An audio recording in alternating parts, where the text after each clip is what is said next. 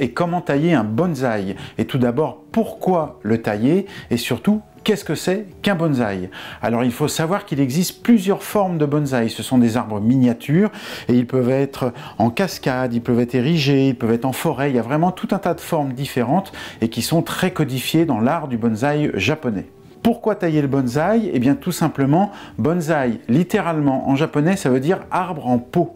Et pourquoi est-ce qu'on va tailler le bonsaï? Eh bien c'est pour qu'il reste petit. On va le tailler régulièrement, on va tailler les branches, on va tailler les pousses, on va tailler les racines pour pouvoir le garder de façon très compacte.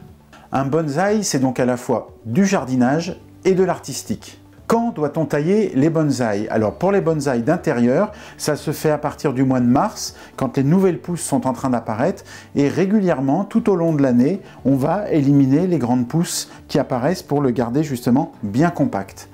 Pour les bonsaïs d'extérieur, on va les tailler en hiver, quand ils ont perdu toutes leurs feuilles, qu'ils sont en repos de végétation. C'est là où on va pratiquer les tailles importantes, les grosses tailles.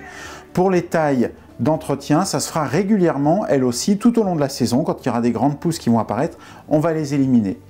Les principes de base de la taille du bonsaï, eh bien, ce sont les mêmes que pour les végétaux d'extérieur. On va commencer par éliminer le bois mort et malade. Après, on va éliminer les branches superflues, les branches qui se dirigent vers l'intérieur. Ici, j'en ai une belle sur cet olivier qui part vers le centre. Ça, on va la supprimer.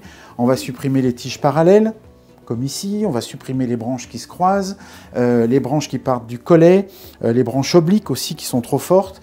On va privilégier une taille au-dessus d'un bourgeon tourné vers l'extérieur pour que la tige parte et que l'arbre s'étale comme ça. On va essayer d'éviter de prendre un bourgeon qui serait orienté vers l'intérieur. Il y aurait trop de branches qui se croisent dans l'arbre.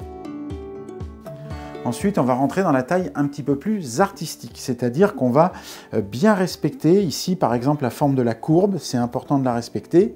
Donc on va garder plutôt les branches qui poussent à l'extérieur de la courbe et on va éliminer celles qui poussent à l'intérieur.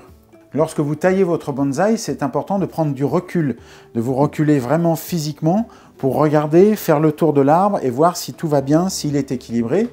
Alors on pourrait aussi ne pas le tailler, mais si on ne le taille pas, eh bien il va perdre sa silhouette et puis il va finir par vraiment trop pousser, il ne ressemblera plus à l'arbre que vous avez choisi et c'est dommage parce que le producteur, la personne qui l'a taillé, a mis des années à créer cet arbre, donc c'est un petit peu dommage de perdre cette belle silhouette.